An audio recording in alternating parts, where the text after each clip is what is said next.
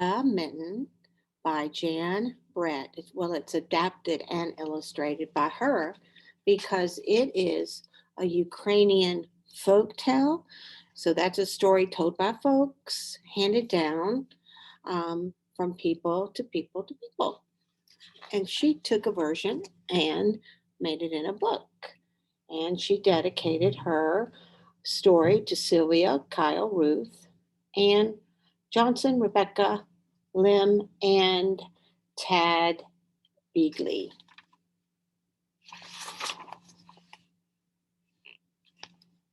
Once there was a boy named Nicky who wanted his new mittens made from wool as white as snow. At first, his grandmother, Baba, did not want to knit white mittens. If you drop one in the snow, she warned, you'll never find it. But Nicky wanted snow white mittens, and finally Baba made them.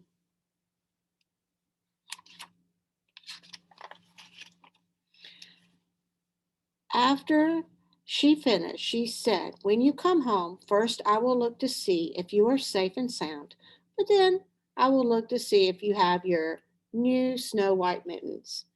So off Nicky went, and it wasn't long until one of his new mittens dropped in the snow and was left behind. A mole, tired from funneling alone, discovered the mitten and burrowed inside. It was cozy and warm and just the right size. So he decided to stay in the mitten. A snowshoe rabbit came hopping by. He stopped for a moment to admire his winter coat. It was then that he saw the mitten, and he wiggled in, feet first. The mole didn't think there was room for both of them, but when he saw the rabbit's big kickers, he moved over.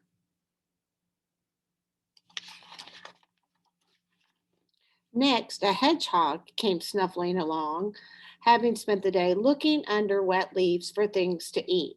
He decided to move into the mitten and warm himself. The mole and the rabbit were bumped and jostled, but not being ones to argue with someone covered with prickles, and so they made room. As soon as the hedgehog disappeared into the mitten, a big owl, attracted by the commotion, swooped down. When he decided to move in also, the mole, the rabbit, and the hedgehog grumbled. But when they saw the owl's glinty talons, they quickly let him inside too. Up through the snow appeared a badger. He eyed the mitten and began to climb in. The mole, the rabbit, the hedgehog, and the owl were not pleased. There was no room left, but when they saw the diggers, they gave him the thumb.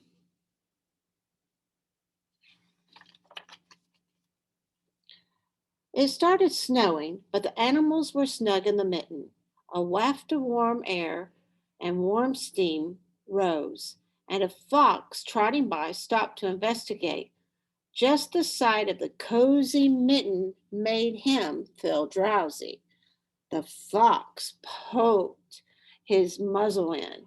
When the mole, the rabbit, the hedgehog, the owl, and the badger saw his shiny teeth, they gave the fox lots of room. A gray bear lambered by. He spied the mitten all plumped up. Not being one to be left out in the cold, he began to nose his way in. The animals were packed in tightly and they were locked in tightly as could be. But what animal would argue with a bear? The mitten swelled and stretched.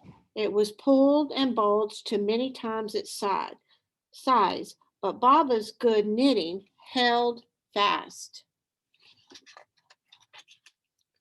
Along came a meadow mouse, no bigger than an acorn.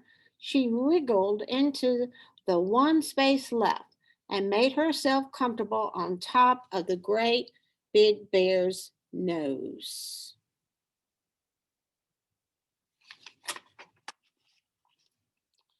The bear, tickled by the mouse's whiskers, gave an enormous squeeze. Ah, ah, ah, ah, ah, choo. The force of the sneeze shot the mitten up into the sky and scattered the animals in all directions. On his way home, Nicky saw a white shape in the distance. It was the lost mitten silhouetted against the blue sky. As he ran to catch the snow white mitten, he saw Baba's face in the window. First, she looked to see if he was safe and sound. Then she saw he still had his new mittens.